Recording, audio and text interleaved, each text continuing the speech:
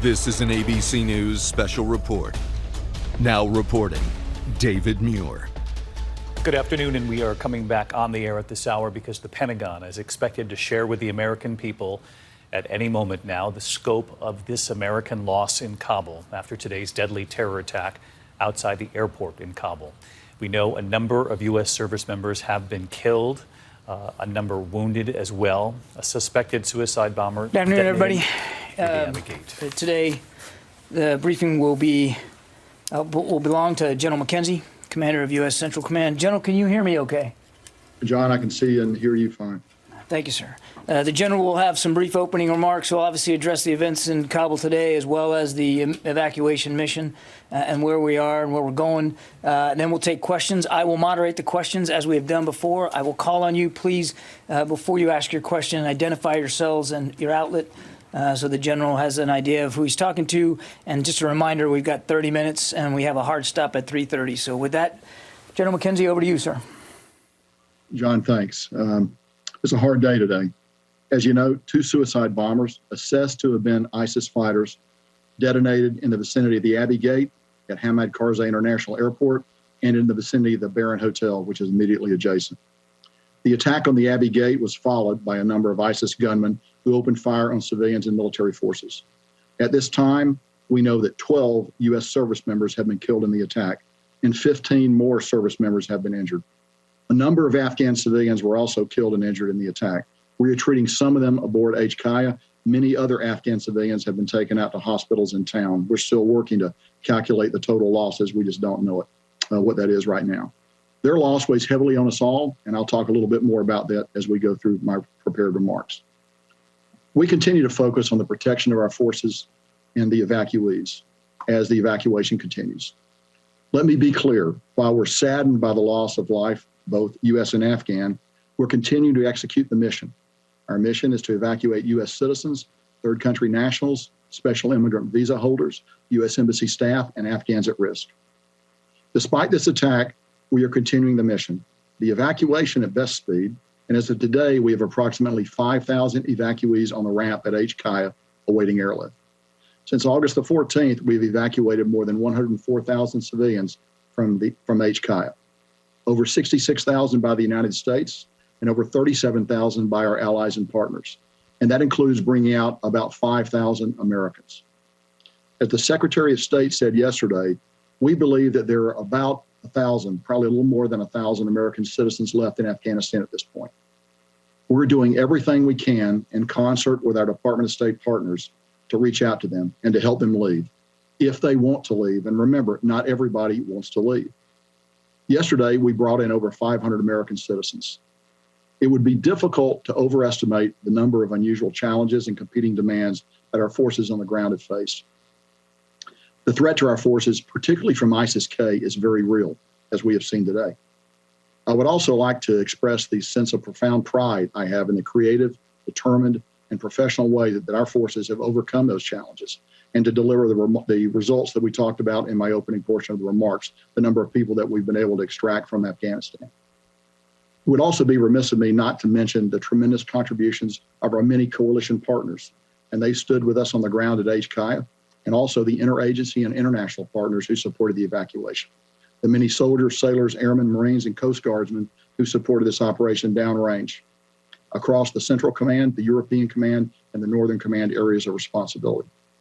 Moreover, this evacuation could simply not have been done without the amazing flexibility of U.S. Transportation Command and the airlift provided by the United States Air Force. No other military in the world has anything like it.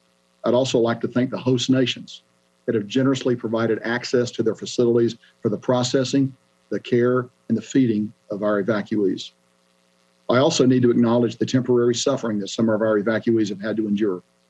Please know that we continue to execute our number one mission, which is to get as many American citizens and other evacuees as possible out of Afghanistan. We also continue to expand the capacity at our intermediate facilities to ensure safe, sanitary, and humane conditions for our evacuees, while continuing to look for ultimate ways to expedite their processing and ultimate transfer to the United States or other destinations. I'd like to close out my remarks today by just taking a moment to describe the heroism that our Marines, soldiers, and sailors are exhibiting as they screen the people who are coming onto the airfield. This is close-up work. The breath of the person you are searching is upon you. While we have Overwatch in place, we still have to touch the clothes of the person that's coming in. I think you all can appreciate the courage and the dedication that is necessary to do this job and to do it time after time.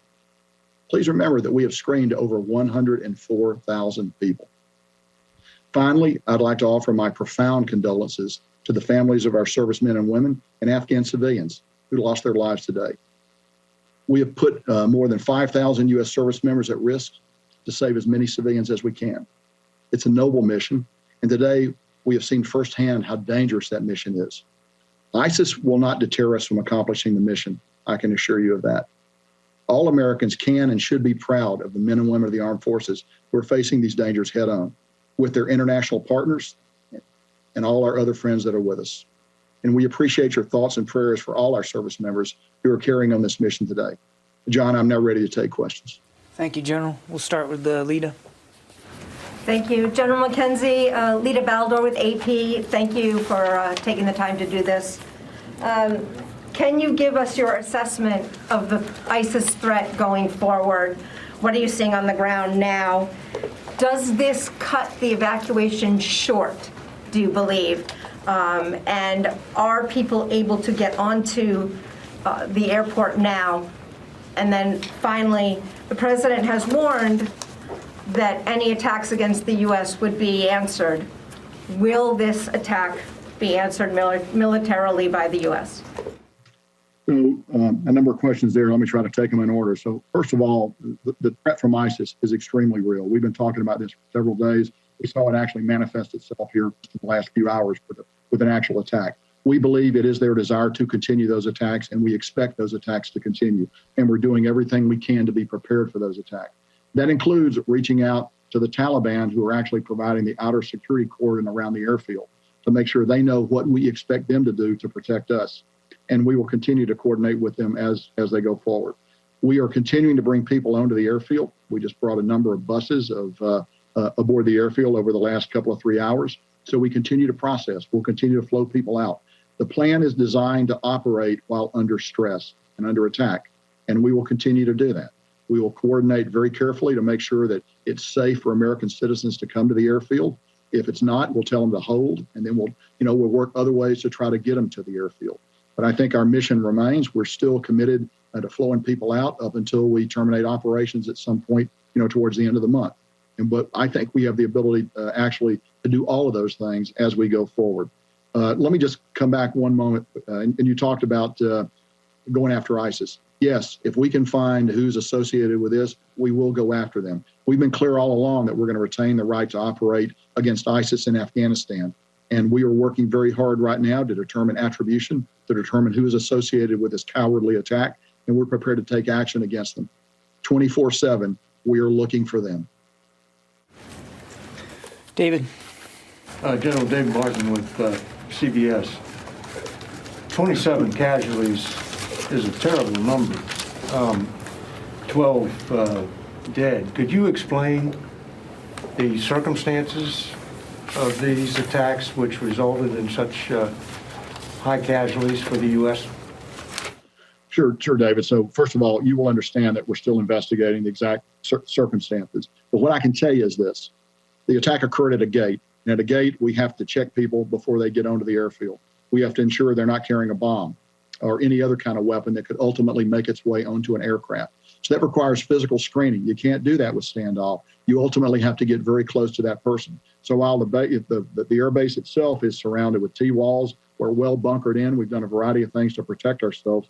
At these interface points, these gates where people actually come on the airfield, there's no substitute for a young man or woman, a young United States man or woman, standing up there conducting a search of that person before we let them on. Now, the Taliban have conducted searches before they get to that point, and sometimes those searches have been good and sometimes not. I will simply note that before this attack, we had passed 104,000 people through. So this attack is one too many, but we'll evaluate what happened. We'll find ways to always get better.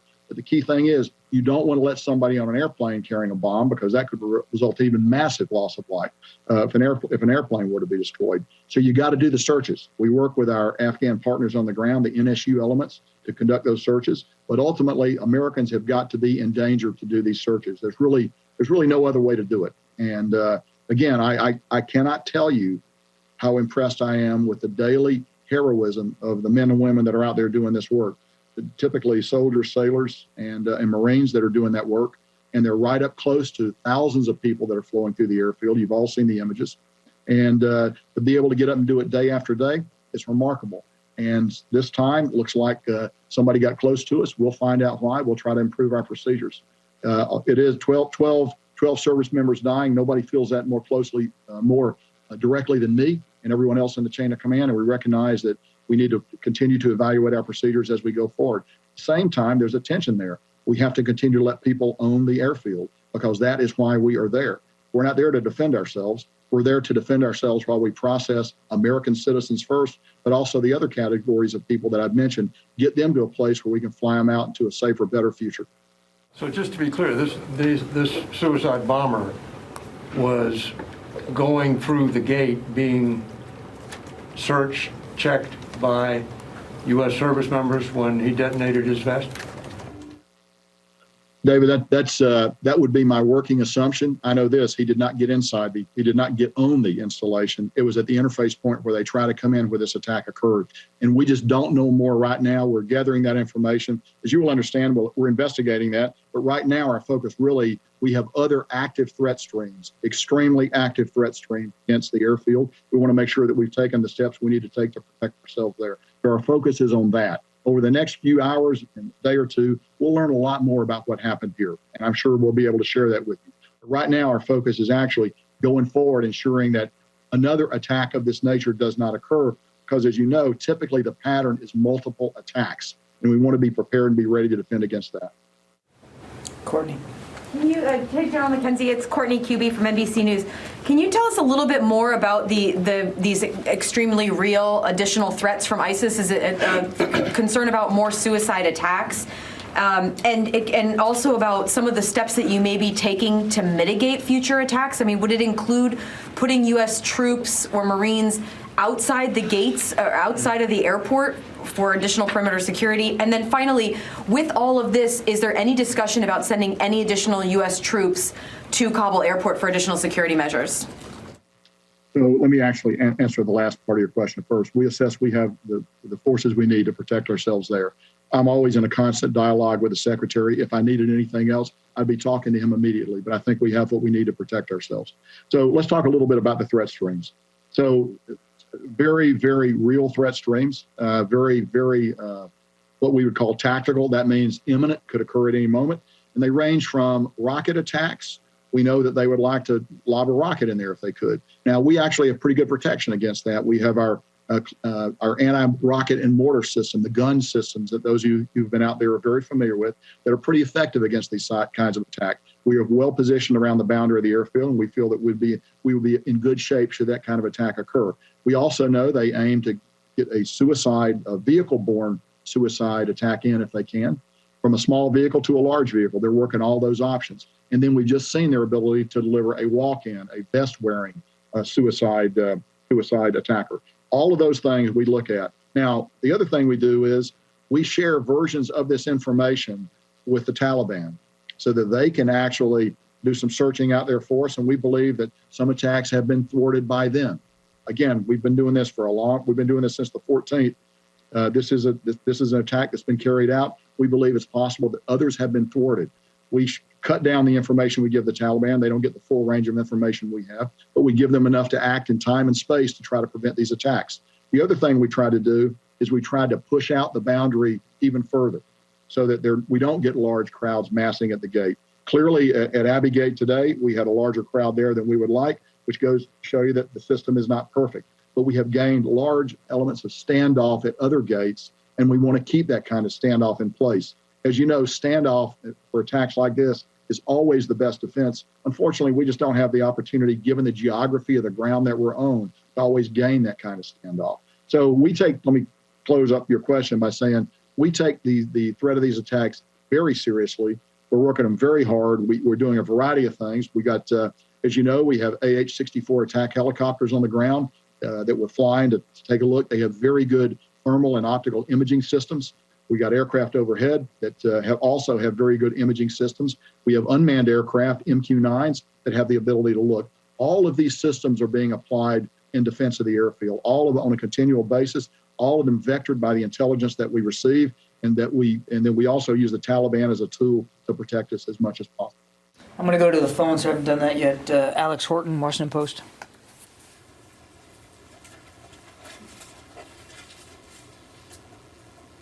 Alex, you there? Yep, just unmuting. Hey, General, this is Alex Horton with the Washington Post. Thanks for doing this. Can you give us a sense of where you are in casualty notification for these folks on the ground? How long you expect it to take, given that it's a large number? And also, can you tell us a little bit about, how the forces have reacted? You said that you introduced a little, probably more standoff at this point, but what are other measures you're taking to increase security after the attack?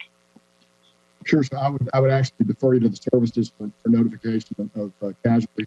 That's a function that the services provide. And I believe that process is ongoing, but I do not have visibility on it. My visibility is fully forward against the day-to-day practical threat that we face in the theater. But there are other people who can probably then answer that question for you. I'm just not that person, Alex. So in terms of practical things that we're doing, okay, again, we've reached out to the Taliban. We've told them you need to continue to push out the security perimeter. We've identified some roads that we would like for them to close. They've identified that they will be willing to close those roads because we assess the threat of a suicide-borne vehicle threat is high right now. So we want to reduce the possibility of one of those vehicles getting close. And so we're actually moving very aggressively to do that. We talked a little bit about the overwatch that we have in place, but I'll review it again. We have our unmanned aircraft, our MQ-9s, and other unmanned drone systems that have very good optical and other means of looking down. So we look at what's happening around the gate. We try to identify patterns, and we got highly trained people that take a look at that. We also have our aircraft that we fly locally, the AH-64s that I mentioned a few moments ago, as well as other manned aircraft that come off the USS, off the carrier that we have off the Makran coast, as well as U.S. Air Force aircraft that we bring up from out of Afghanistan. Everything ranging from F-15s to AC-130 gunships. And as you know, the AC-130 gunship has a very highly capable targeting system, and it's also a very visible platform. And we know from long experience that visible demonstration of these kinds of ISR tends to dissuade the attacker because they know that if we can see them do it, we're going to strike them immediately. So we'll be prepared to do that should it become necessary to defend the base. We're looking very hard. We assess we are in a period of heightened warning right now, and we're working through that as aggressively as we can. Over. Gordon. Yeah, General, Gordon Wolf from the Wall Street Journal. Can you tell us if you think that your recommendation for staying potentially after August 31st would change because of this threat stream? Or are you concerned about the threat stream? And also, the U.S. military and the Taliban have been coordinating very closely on various things. Do you still trust the Taliban, and is it possible that they let this happen? So as to whether or not they let it happen, I don't know. I don't think there's anything to convince me that they let it happen. As to whether or not I trust them, that's not necessarily that's a word I use very carefully. You've heard me say before, it's not what they say, it's what they do. They have a practical reason for wanting us to get out of here by the 31st of August, and that's that they want to reclaim the airfield. We want to get out by that day too, if it's going to be possible to do so. So we share a common purpose. As long as we've kept that common purpose aligned, they've been useful to work with. They've cut some of our security concerns down, and they've been useful to work with going forward. Now, long term, I don't know what that's going to be. I will tell you this: anytime you build a non-combatant evacuation plan like this, and you bring in forces, you expect to be attacked. So we expect, we thought this would happen sooner or later. It's tragic that it happened today. It's tragic there was this much loss of life. We are prepared to continue the mission. I've had a great opportunity to have dialogue with my chain of command on it, and I'm not going to be able to share with you what my advice has been, as you know and understand, Gordon. But I think we can continue to conduct our mission even while we're receiving attacks like this. Over. Eric. General Eric Schmidt with the New York Times. Even before today's attack, you were just 4 days or so from leaving. How soon will you have to start diminishing the evacuation flights, if indeed those can continue, to make space and time for the military retrograde, that is the withdrawal of the remaining troops there and their equipment? So, Eric, without getting into specifics, I would tell you that the plan is designed to maximize throughput of evacuees even as we begin to prepare to draw down the force on the ground. So we recognize there's a need to balance the two. So we're not going to get to a point where suddenly we turn off the spigot. It will draw down as we get closer to the end date. It's not useful for me to share that date with you right now when we will begin to draw down those flights, but we will do it at some point. At the same time, I want to emphasize again, the plan is designed to maximize pushing people out, even as we reconfigure the force, continue to defend ourselves, and get ready to bring out our own equipment and ultimately our own military personnel. And General, if I could just follow up on that, will you have to also develop alternative routes beyond those that you already have to get the remaining Americans in Kabul who want to leave safely to the airport? So I would tell you that we have worked over the last week. We have brought in hundreds of Americans by working alternate routes to get them in, by establishing contact with them, by directing them down a steady different ways to get to the airport. Our task force, our JSOC element, does that on the ground very effectively in coordination with Admiral Vaisley, who's the overall commander there. So we continue to do that. That's not something that we're beginning now. We've done that all along, and we will continue to do that up until the last moment. Jennifer. General McKenzie. Jennifer Griffin, Fox News. Can you say, was there one or two suicide bombers at the Abbey Gate? And can you say for certain that it was a male bomber? And can you give us any more details about the second explosion that occurred at Barron Hotel? Was that a VBID? Was that a car bomb? Or was that also a suicide bomber? Finally, there are State Department employees who are side by side with U.S. Marines at that gate. Were there any other U.S. citizens killed in the attack? And why were the Marines so close together that so many were killed in one strike? So we think one suicide bomb at Abbey Gate. Don't know if it was male or female, just don't have that information. Don't know much about the second bomb, except one went off in the vicinity of the Barron Hotel, which, as you're aware, is a deeply bunkered structure. And as far as I know, there were no UK military casualties as a result of that. There may have been Afghan casualties, and I'm sure there were Afghan casualties. But it will take us a little bit of time to actually learn how many Afghans became casualties. We took some of them on board the installation. Many of them were taken to hospitals out in town. So what I see is what I get on open source reporting about the nature of those casualties. But we're trying to gather more information about it. So the last point, I would tell you, I don't know the size of the bomb, and the size of the bomb is directly related to how many people are going to be affected by the blast radius of the weapon. We were going to investigate that. As I've noted before, you're at the interface point there at these gates. Somebody's actually got to look someone else in the eyes and decide that they're ready to come in. And so we'll find out exactly what happened. Beyond that, I would not want to speculate at this time, Jennifer. Thank you. Any other American citizens from the State Department who were killed? None that I am aware of now. Okay, I need to go back to the phones. Laura Seligman. Hi, General. Thanks so much for doing this. A couple questions. First of all, can you tell me, we've heard reports of a third and possibly a fourth attack in Kabul today. Can you confirm those? And then also, can you tell us how exactly are you still conducting these evacuation flights? Are you concerned about manpads and other threats to the aircraft?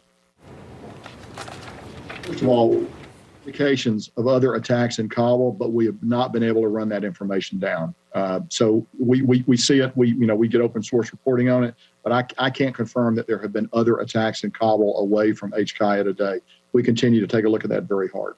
I will tell you this: the safety of our aircraft coming in and out is of paramount importance, because obviously you have the opportunity there for 450 or more people to die if you have a significant mishap with the aircraft. We know that ISIS would like to get after those aircraft if they can.